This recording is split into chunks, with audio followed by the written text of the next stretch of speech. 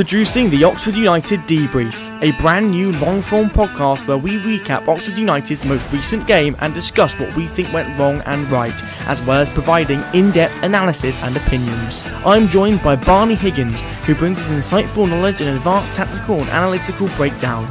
This podcast is split into segments, including Match Memo, where we sit down to talk about the most recent game, Barneys Breif, where analytical mastermind Barney Higgins goes in-depth on United's performances, Fan Focus, where we speak to fellow Yellows, and Vlog Views, where I recap the latest matchday vlog and explain any controversial points and misunderstanding. And finally, Anticipating Ahead, where we look at the upcoming fixture. All of that and potentially more coming up now on the Oxford United Debrief. Before today's episode begins, I need to say that Barney did not have a camera available for this episode. He'll get one in the future. Also, I want to say there'll be no fan focus or vlog views this week, as we haven't had time to prepare guests for today's episode, and there was no vlog from this game. With that being said, enjoy today's first episode.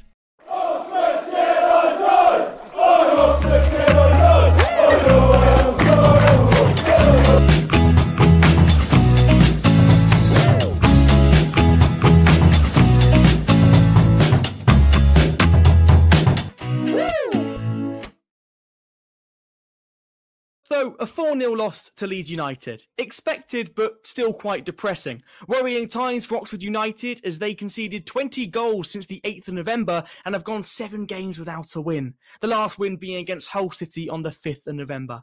Today's performance adds to the massive pile of worry and concern for the Yellows in the Championship. Today's game was managed by Craig Short, who took over the manager role for just one game whilst we wait for Gary Rowett's first game after Des Buckingham was sacked, and that'll be against Cardiff on Boxing Day. Today's focus, of course, as always with this series, is on the most recent game, which finished earlier with a 4-0 loss away at Elland Road to Leeds United. In this episode of the Debrief, as always, we will go over the game. However, this week we have the bonus topic of discussing Gary Rowett's arrival as head coach and what he will bring to Oxford United. I should emphasise the we there, as I'm joined by the new official co-host of this series, Barney Higgins. Firstly, Barney, let's talk about the result and performance of Oxford United's away trip to Elland Road. I'll repeat what I said at the start of the intro. Expected, but still depressing, right? Yeah, no, definitely. I mean, everyone said it was a free hit, which is, I still think, one of the stupidest sayings in football, because I think any game should be a free hit for anyone. But it's what we expected, but it doesn't make it any better than what happened. Absolutely not. I mean, it was a terrible performance. I don't think we should beat around the bush in this episode. We should simply say it was a terrible performance. I mean, look, I don't even know really where to start, because it's a game where you can only really analyse one of the sides, because the other one kind of just sat there. I think, first of all, from my point of view, and literally stating the obvious, Leeds absolutely dominated that game, right? And they should have scored more than 4 if Jamie Cumming wasn't a fantastic shot stopper. I mean, Jan James as well was through on goal a couple of times. He sends in a cross, and because of the wind, it goes wide. You know, if the wind's not there, that cross is probably going straight into the box, and it's another goal. You know, so I don't know. Do you think that we just didn't show up, or do you reckon there's more of an underlying issue there? I think one is probably the team anticipating, obviously, Gary Rowett coming in. So yeah. I don't know if it's one of those things. They're all stressed about proving something to him, wanting to keep their place, because now it's every man for himself, really, because Gary Rowett's going to have no bias towards any single player. He's going to go in fresh and want to make whatever changes he wants. I also think it's a confidence thing. I think, we haven't had a win in, I think this is 15th game we haven't had a win now. Yes, yeah, that's correct, yeah. I think it's just a confidence thing. I think Elland Road is probably the most difficult stadium to go to anyway in the league.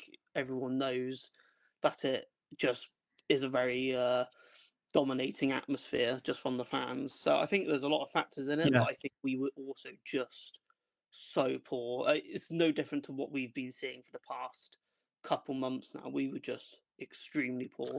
Yeah, I know. It's exactly that. And it's a period where we're waiting on the arrival of a manager. Everyone's anticipating the change in fortune. I mean, a lot of us didn't want that change, not in the form that it came anyway.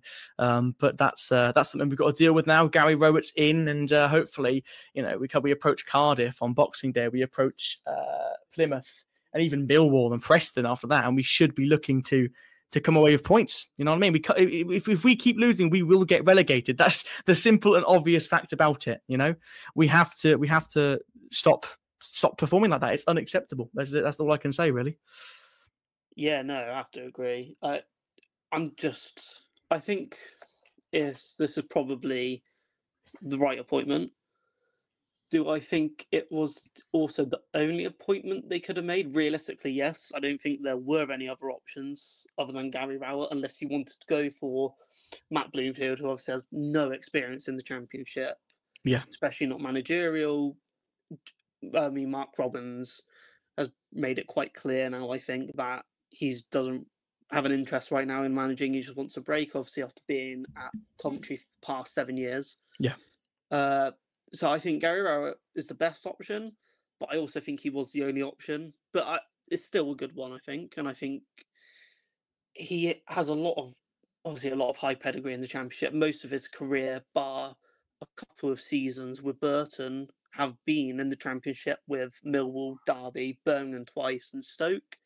So I think this could be the turning point for the club. I think it would be a bit of a weird comparison, but I could see him being kind of what Dean Smith was for Brentford when they were a couple of seasons into Championship. Obviously, it's a bit of a different situation where they aren't under threat of relegation. But when Dean Smith came on, he made them a lot more stable as a club and built foundations that then obviously Thomas Frank built on to get into the Premier League. I think Gary Rowett could be that.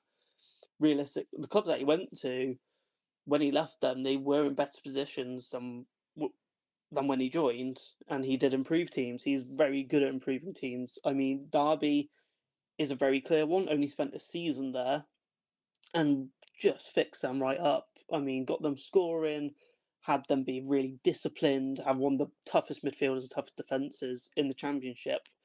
And then they realistically should have kicked on, but financial problems obviously destabilised that afterwards. But I think he is what we need right now. We just need a stable manager, not a safe manager, but one who can just get control back into the squad. And I don't think there's one Oxford fan that'll be unhappy with that comparison and the points you've made there, because I think the only, in my opinion, because I love the guy, the only con that you could put onto Des Buckingham's management was that there was no previous EFL experience in our first season in the Championship, right? So they've gone for a completely different route, and as you said, the right route. And I'm really looking forward, if I'm being honest, to what Rowett can do. I think, I speak to you a lot in lots of group chats, and you would have seen that initially I wasn't too pleased with the sound of the appointment, but I've come round to the idea. I've stopped crying about Des leaving, and I'm looking forward to Rowett Ball, whatever that may behold at the Kassam. So, I think that's all good comparisons, and obviously we can talk about that more in detail, or you can talk about that in more detail. One point that I did want to bring up was, I can remember a few amazing chances that we had in today's game, right? Plachetta was straight through on goal, but he thundered it over the net, okay? Kieran Brown got his head to a cross from a free kick from Tyler Goodrum, but he heads it just over. And there was a scramble around the Leeds box that eventually led to a shot from Brannigan that just sort of flew into Rose Ed. So the chances are being created, okay? Granted, chances created isn't suddenly going to make us come back from a 4-goal deficit, but if we simply finished our chances or had someone who could just not stop scoring, I feel like we'd be in a little bit of a better position than we are now. Yeah, no, I think there's a lot of positives there if you look deep enough to find it and you kind of ignore the result. We do create chances. We create chances every game we've been playing, really. Yep. It's just we need to start putting them away. It's such a simple thing, and you hear it all the time with teams that are struggling, but it is the truth. You need to just put your chances away. I mean, we create, I think, 1.7 chances per game, big chances per game, and we miss 1.2 of them. That's our problem, is we are missing the majority of the chances that we do create. Dane Scarlett was obviously had that I don't want to say purple patch, because I still think he's been very good, but he hasn't really been scoring except from that little run he did. Obviously, Sparky had the run at the beginning of the season, and now just looks a complete shadow of the player he was. I think Gary Rowett would probably be looking at this match and thinking, I need a striker. Whether he takes a chance on Goodwin, I don't know. I don't know if he'll think that Goodwin's very much non-existent game time pretty much, and complete lack of experience in this league might put him off of that. So we might get a loan in January. I don't know, but I think Gary Rowett's first thing, other than probably defence, is to look at how do we get goals out of this team, because there are goals in it. We know there are goals in this club, and then these players, we've seen it. It's just Gary Rowett's going to have to figure out a way to get us firing. Yeah, and that might be quite a difficult job. So fingers crossed he can have the magic wand that we need, right? This is I'm gonna admit it now. This is a very uneducated observation, because I'm awful at football. I have never played any level of football whatsoever, not even with school. I used to stand with my mate and talk the whole time, right? But Oxford's defending, I don't know. This is a point that a lot of people have made on social media, so I wanted to bring it up with you. Do you think that our back four is ruthless enough for this league? It seems like teams are getting through it far too easily, and sometimes I'm sat with whoever's on the video with me on that game, and I'm just thinking, how the hell has that ball got through there? Like, how has that so easily ended up straight in front of the goal? And as I said, very uneducated observation. So what would you have to say about that? I think it's actually it's not as simple as people think it is, because I see a lot on Twitter and in group chats, people saying it's a straightforward answer. I don't think it is, because beginning of the season, I would never have said we were bad defensively. I mean, the obvious one is Norwich, where we were very solid. Very solid. I mean, Luton, it came from two silly mistakes, though, both those goals. I think we can be ruthless. I mean, Burnley, actually, is a big one. Oh, yeah. Players that were in the Premier League last season, very good players, and we could lock them out. They didn't score. I mean, they didn't create many chances from what I can remember. So I think we have a good enough defence, but I think we need cover. I think it's getting to the point now where Lee looks very tired. I think Kyozo is just coming back from his illness still. I think it's just that sharpness he needs. Turavest, I think, I don't think he's been bad, but I think you can see there's a bit of a struggle to adapt to an English game, because it's a lot different to how they play in Netherlands. So, and then obviously I will have to admit, Sam Long isn't obviously a championship player. So I think we probably need some defensive recruits, I guess. Just better, a couple more defenders who do have that experience, and we know have that experience, those who. So I think if you get rid of Ben Nelson, because obviously he's out now till March, I think we should use that loan on another centre back. I don't know who. I can't think of any off the top of my head, but I think that's a big part that we need to look at, is getting cover for our defence now. Yeah, I think I agree, and I always feel bad saying it because of how much I love every single one of that back line. But it's just the Championship. We have to be different, and I don't want to see those players leave. In an ideal world, those players overnight would suddenly become like the world's best centre backs, right? But we have to face up to the facts sometimes, don't we? And realise that some parts of our squad aren't quite up to this league, as disappointing as it sounds, I guess. Yeah, no, definitely. I think the big one for me is midfield, though. I think that's a very obvious one as well. I'm getting a bit worried to say it now, but I don't know if Bannigan is good enough for this league.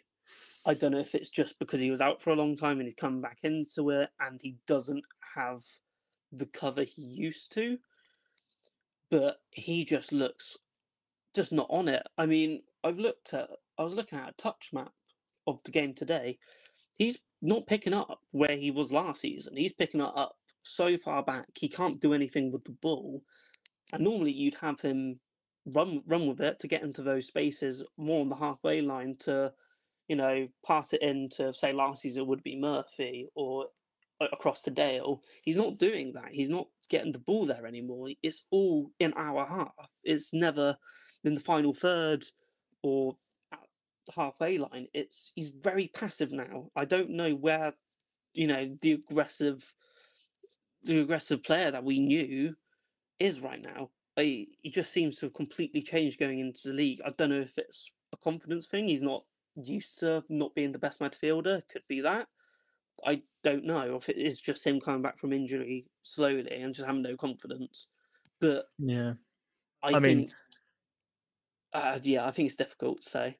Yeah, you talk about Brannigan, and this is, like this man. I think every transfer window that I can remember has been, rumored to be joining a championship team when we were in League One, right? So I did kind of expect, as soon as we went to championship, for him just to be that quality that he is in League One. But like you say, the competition is mental. I mean, in League One, I can constantly say Brannigan is one of, if not the best midfielders in that league, right? But now that we've gone up, obviously, it's a completely different situation where we're in fact one of the worst teams in this league, So maybe it is just going to take a bit of adaptation. I mean, a comparison I'd make is players at Manchester United who've come from like Serie A and the Eredivisie who just aren't there yet, and then probably will end up being there at some point. You know what I mean? It's kind of, there's always that adaptation period, always. Kylian Mbappe in Real Madrid, he's not doing anything he was in the French league. He probably will end up doing that at some point, So I just think it's really worrying to see Brannigan not perhaps performing to his potential. I mean, what springs to mind is Sheffield Wednesday.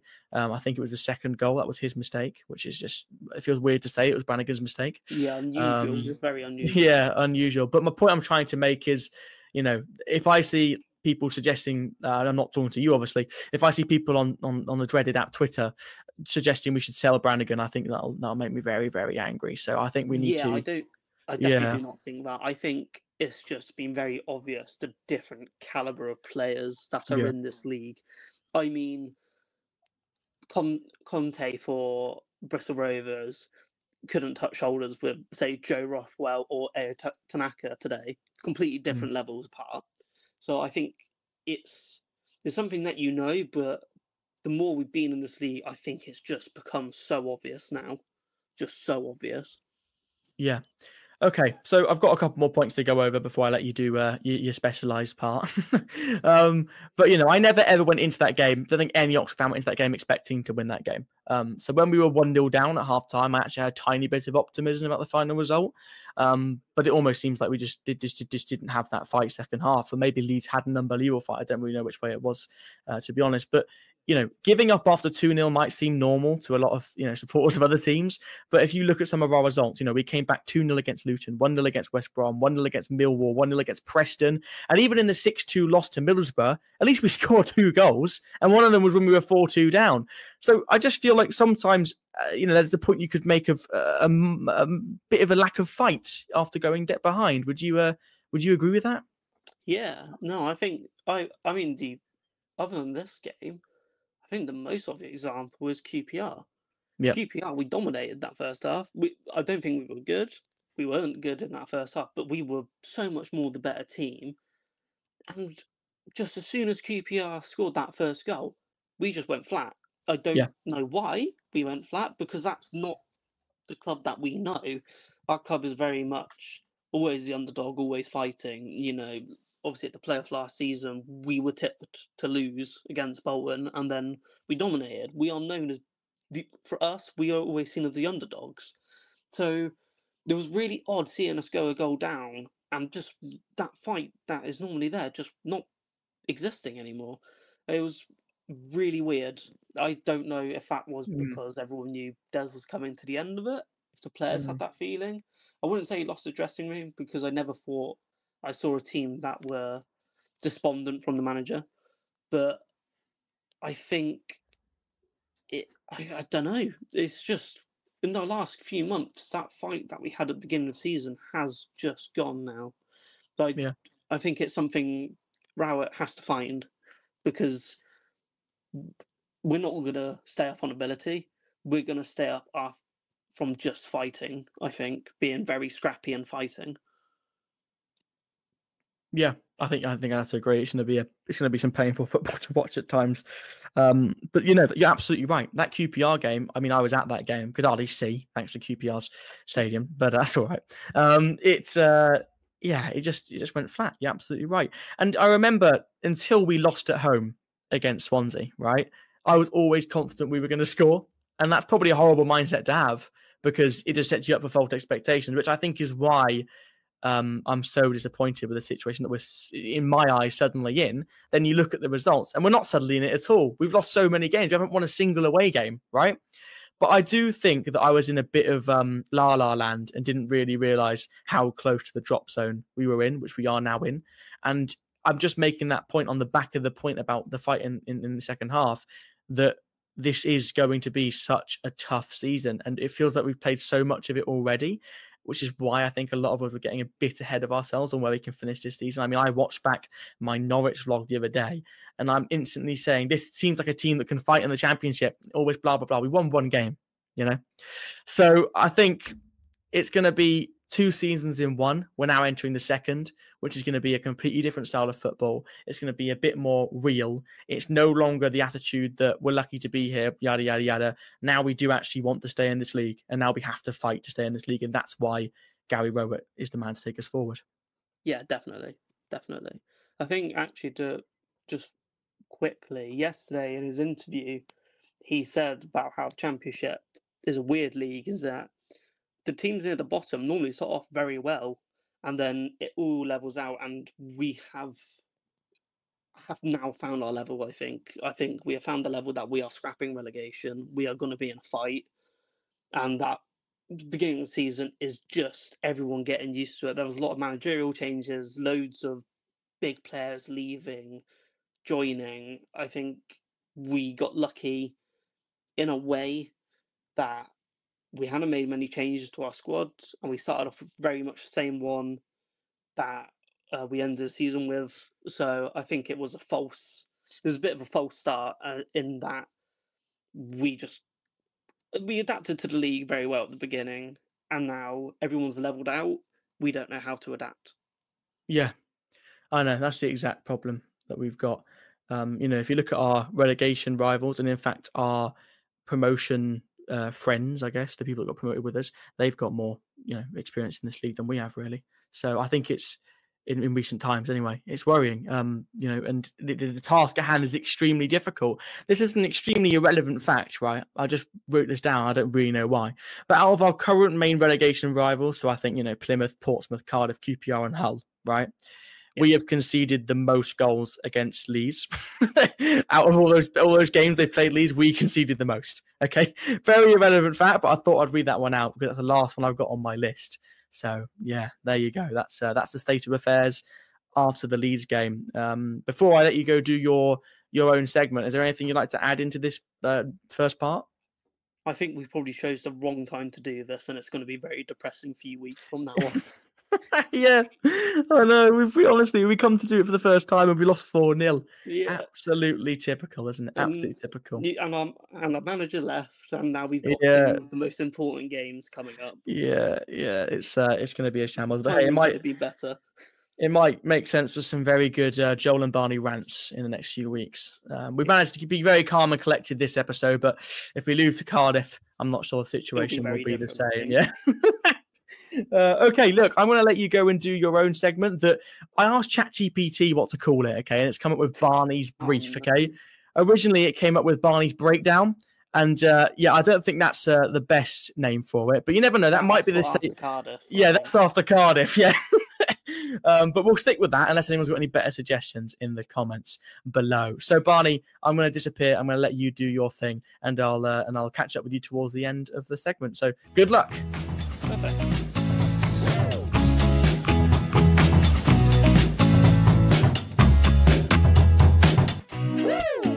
So I think the main thing to look at from this game is the fact we just did not create anything, and we just could not get momentum into this game.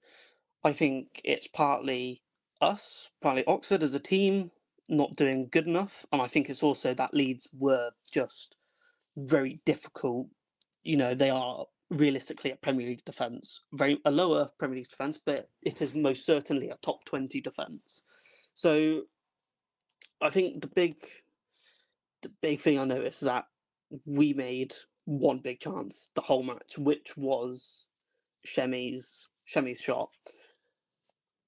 That realistically isn't good enough, because if you're playing against a team like this, you should be creating realistically about two or three. Maybe not two or three, but definitely more than one. I think two is very much the minimum that you need to in a game like this, where you were going to be having to counter. I mean, we only had 32% ball possession during the game, so it was very much we were going to have to counter. We're going to have to do a lot with the little possession we had, and we didn't. Only creating one big chance just wasn't good enough, especially when Leeds created 5. I think that does show the gap that we have between these teams, and also the fact they had somehow, and I still don't know how, because unfortunately I couldn't watch the game, so a lot of this is based off highlights, but they had 16 shots inside of our box. I wouldn't really care if you're playing against Man City or anyone realistic. In a real sense of a game, you should not be letting the opposition have 16 shots inside of your box. It is just a situation that as soon as that starts happening, as soon as it gets past about 7 or 8, you are in deep, deep trouble, because you lose complete momentum. You are always going to be on the back foot at that point. I think very much we were on the back foot. If you look at where the concentration of play was, it was always not in the final third, but on our halfway line, and it was always towards us. And I think it also showed where a big weakness in our team is, which is our left side, because a lot of the attack came down our left or their right, so through Daniel James for them up against Greg Lee and Kieran Brown, and it just seems we could not deal with them at all. I mean, Greg Lee did not get drilled past once, which looks impressive, but then you see he only won half of his duels.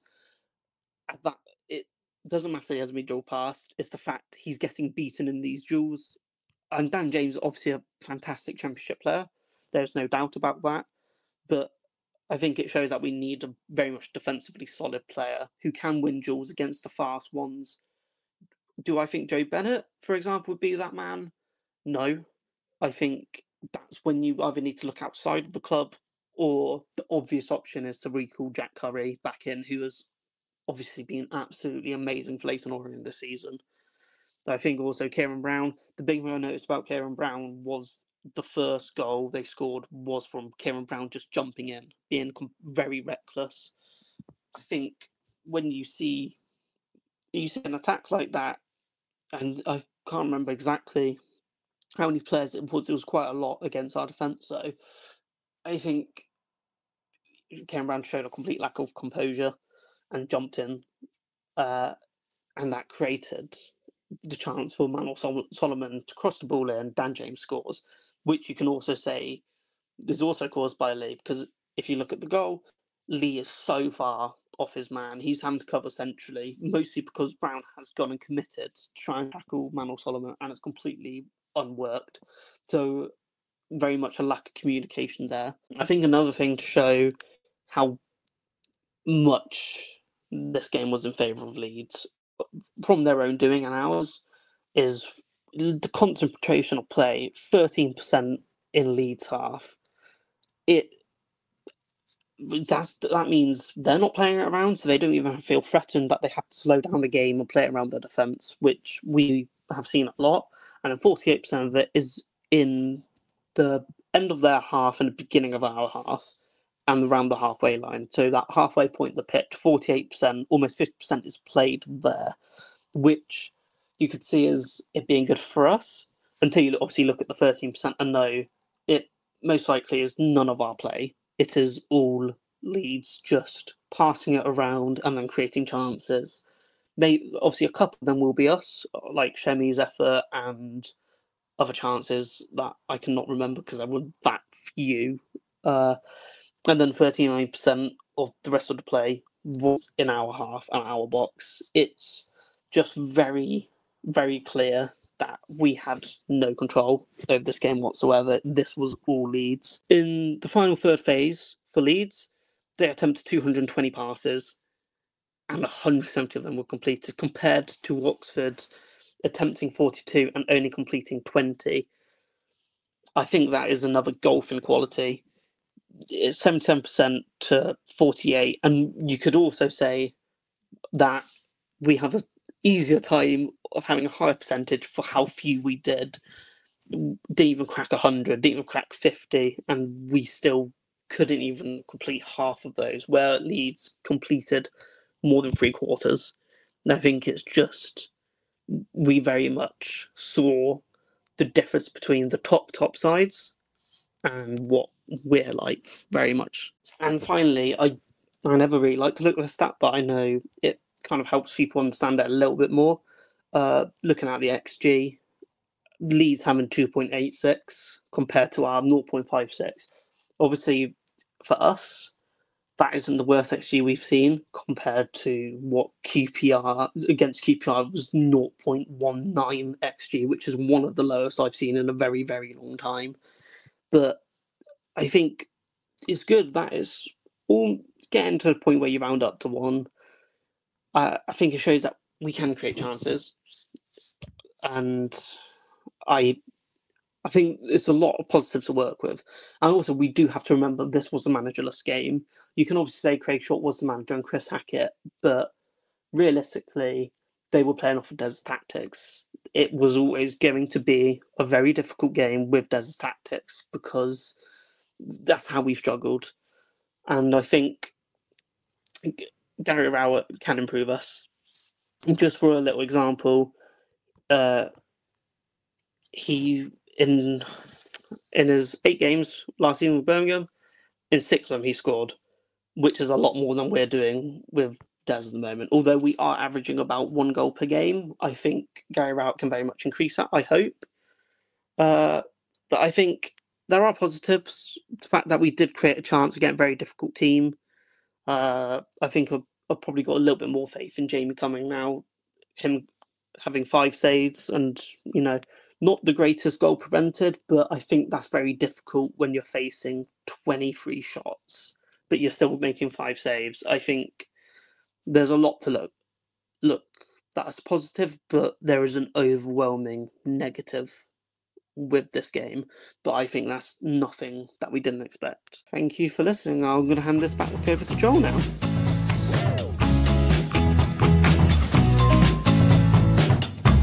So thanks, Barney. That was absolutely brilliant. That is exactly why we have Barney on the show. That was fantastic. So for the last 5 to 10 minutes, or however long we end up talking for of this podcast, we are going to talk about the next fixture.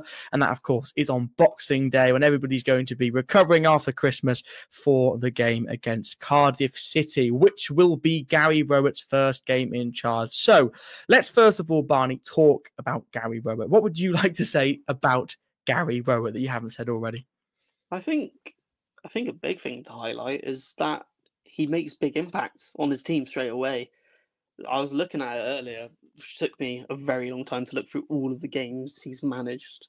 But when he joined Burton, which was obviously his first managerial role back in 2012, I think it was March he joined, after they were on a very much like us, we were on an extremely bad losing run.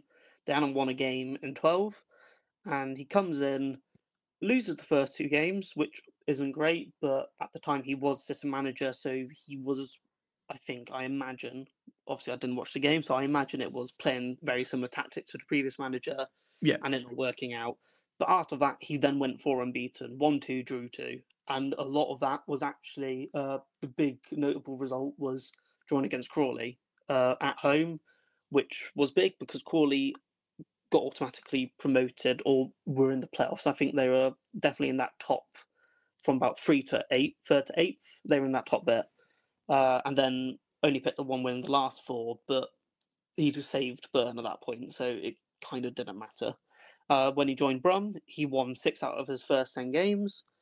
Won his first 3 games at Derby and went on a very good run. At Millwall, he only lost 2 in his first 10. The only one that he didn't have a good impact was Stoke. They won, I think they drew the first game or won it. I don't think they lost it, but obviously had a horrific run, which then in January got him sacked. So I think it's also important to notice all of these jobs, other than Stoke, he's joined in midway through. He's never joined in the summer and then carried on, other than Stoke. So I think it's quite obvious that he does make impacts, and he's very good at joining a team that's struggling and then making them better, shoring them up, and carrying them through to the end of the season. Other than obviously last season with Birmingham, but that was very much the damage had been done. Yeah. Yeah, I mean, it was a hopeless task, really, wasn't it? When they gave him the Birmingham job, I mean, they replaced John Eustace with Rooney, and then they replaced Rooney with Mowbray, and then Mowbray has to step down for a while, unfortunately. And then I think they had like a weird structure to start with, and then got Rowett in. Yeah, it was a bit of a mess that season. I think was it Mark Venus who then took over? Yes, it was. Yeah, and yeah, it was very crazy. So I think that job is to be brushed under the carpet. But you talk about Stoke, his time at Stoke. He came in at an actual normal point in the season, right? He came in, I think in the May. There you go. That's a manager's dream, but he couldn't hit the ground running like he has at the other teams. And I think it's so obvious, as you pointed out, why Gary Rowett has been appointed Oxford United manager. It's so obvious. It's the position that we're in. It's what the task is now, to get out of this drop zone, to stay in this league. And I don't know what the long term is. Like, I know that Gary Rowett has signed a pretty hefty contract, but from what I've heard, it was an 18-month contract that he signed. 18 months. Oh, okay. That's so not carries not into the end of this season and then one full season. Right, that's nowhere near as long as I thought. That's fine then. But my point is, if we me on that though, I may be wrong. Yeah. Okay. Yeah. No worries. If we get relegated, do you think Gary Rowett stays Oxford United manager? Yeah. I mean, listening to the Dub interview yesterday, sounds like it's a project. It might be a short-term project. I don't know, but it sounds like he's very much interested in making this a project. He's been out of long-term management for a couple seasons now, since leaving Millwall. So I think for him, he's looking at this as a bit of a long-term option, and doing what he's done with other clubs like Millwall and Birmingham, kind of making a very strong side, very solid side out of us. I think that's his interest. It comes across like that, but obviously only time will tell. Yep, exactly. And time will tell, and that time will start. The clock will start on Boxing Day. Let's have a look at the task at hand for Gary Rowett. Cardiff City, fellow, at the moment, relegation rivals. They currently sit on the exact same amount of points as Oxford United. They are in 22nd, ahead of us on goal difference. What do you want to talk about Cardiff? Let's talk about their recent form. Any facts about Cardiff you've got for me? What should we be doing? Very bad winless run. Mm-hmm. After coming off of a very decent unbeaten run, they won. I think from the 1st of October, 1st of October till the 2nd of November, they won 4 games and only drew 2. Very good run of form, and then just since being Norwich, 2nd of November, from the 6th of November, they have not won a game. One of them being postponed, which was against Watford because of obviously the storm. But they are struggling big time. And I think what's also interesting is that they've only conceded less than 2 goals on 2 occasions. Yeah, so I don't know. Similar situation to us at the moment, I guess. Their manager is who is it? It's Omar Rizzo, isn't it? It was the assistant there or something like that, who's taken over. Very different appointment to Gary Rowett, huh? So let's see what happens with Cardiff. I'm just I don't know. It's just I was so nervous for the Sheffield Wednesday game. Leeds, I wasn't that worried about because I didn't really mind about the result. Obviously, didn't want to get battered, but it is what it is. Cardiff, though, is a ridiculous level of nervousness because I feel like if we lose to Cardiff, then we should be semi-worried. If we lose to Plymouth, then my head is just going to go to, okay, yeah, we're relegated. And I know that's silly to say in January, but that is where I think the mindset of me and so many other fans is going to go. And then we've got to look forward to January, and then who's going to come to a team that's struggling so badly in January unless they're coming from a lower league. I just really worry about where we're heading. But then I come back to reality, and I remember that I absolutely expected this last season. You know, it was only when we did well against Norwich, against Preston, when I thought, okay, we might actually do something here. But before that, when we were in League One, even when we were in the Championship, we hadn't played a game yet. I was like, yeah, this is going to be a tough season. We'll be lucky to get a couple of wins. But no, we've done well. We've done well enough. We just have to stay up now because I think it changed so quickly, didn't it? But I've kind of rambled there. And I don't really know what the question from all that is.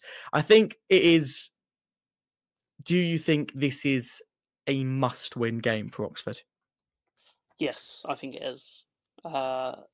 I think the next two, both Cardiff and Plymouth, we need to win these. I don't think we really have the option to lose any of them. I think these are, realistically, at the moment, the two teams who are on the same level of us. Not worse. I think technically, based on form, we are worse than both of them. But they're at our level, very much so at this point of the season. They are at our level completely, and where all three of us are going right now, which is, as it stands, all three of us are in that relegation zone. So I think it is a must-win. I think it'll be a very interesting game because it will be a big test for Gary Rowett, big test for the team. I would say I would try and predict the lineup, but I do not have a clue. This is probably one of the only times I will not have an idea of what our lineup's going to be. I think we will. I don't know. I could tell you what to expect, but realistically, I don't know. I think it's going to be really interesting to see what happens. Yeah, it could be completely rogue. It could be anything, couldn't it? Three at the back, we could be playing 4 at the back. It's very difficult. Yeah. Well, fingers crossed, whatever he picks ends up being the right lineup and we get those 3 points. And you've just reminded me, I predict the lineup at every single one of the start of my videos, and I've just remembered I've got to do that next week. So yeah, that's gonna be the worst score. Yeah, that's gonna be the worst score yet. Okay, so I think we've actually covered everything in this brief podcast. And one thing I should say is that in the future we want to have a lot more segments on this. We want to have one where I highlight the vlog, because one of the reasons why I decided to make this was firstly because I wanted to have a podcast where we could discuss this kind of thing. I wanted Barney to be part of it, but also because I wanted to clarify what I meant in a lot of the vlogs, because I remember one of the Middlesbrough vlogs, I said, oh, how's that even the penalty? And that was because we didn't see it. We thought it was a handball. Barney, I had like 40 comments saying, oh, it's a penalty, it's a straight red, it's an assault charge. And I put a pinned comment and nobody read it. So now I want to be able to clarify what I mean when I've calmed down from the game. I also said at the end the goals came out of nowhere, which is a stupid comment because they didn't. There were 6 of them. How are they coming out of nowhere? But what I meant, mysterious goals. Yeah, but what the point I was trying to make is that when Des Buckingham was in charge, we never had the best possession stats, and in reality, and I was never worried. But yeah, that's a segment I want to add where I clarify what I mean, because those comments were hard to handle in terms of getting round to responding to them all and repeating myself. But that's okay. I also want to add a bit where Oxford United fans come on. So any other fellow Oxford United content creators who'd be interested in joining, I'm going to put a Google form in the in the description, but not also just content creators, just Oxford United fans who haven't ever done any sort of social media content. You're more than welcome to join in the show and having a discussion with us. That's basically the direction this is going to go in. So this is the first episode and the messiest episode we'll do. Yeah, this is the benchmark. The benchmark. Yeah. This is the beginning. Yeah. Okay. So I think we just wrap it off, I reckon, because we've covered everything we wanted to talk about. So, Yeah. Barney, is there any sort of socials you'd like to shout out for people to go follow you or anything like that? I can shout out my Twitter. I'm trying to post more on it, but it's not going very well at the moment. Okay, brilliant. So yeah, Barney's Twitter will be in the description for you to go and give him a follow. As always, the YouTube cliche. Make sure to like and subscribe if you enjoy the video. It helps me more than you can imagine. I'm looking forward to seeing where this series goes. I hope you all enjoyed it. Make sure to apply if you want to be on the show. Let me know what your thoughts in the comments. And I'll see you all after Cardiff City at home. So yeah, one more thank you to Barney. And I'll see you all next, well, not next week, whenever Boxing Day is. Thanks for watching this episode. In future, I hope to make these a little bit more structured with more segments, meaning that some segments will have to be shortened. Today we only had a couple to do, so we decided to talk for as long as possible. Hope you enjoyed. I'm looking forward to showing you the final product of this series. If you want to apply to be on it, the link's in the description. Take care. See you all soon.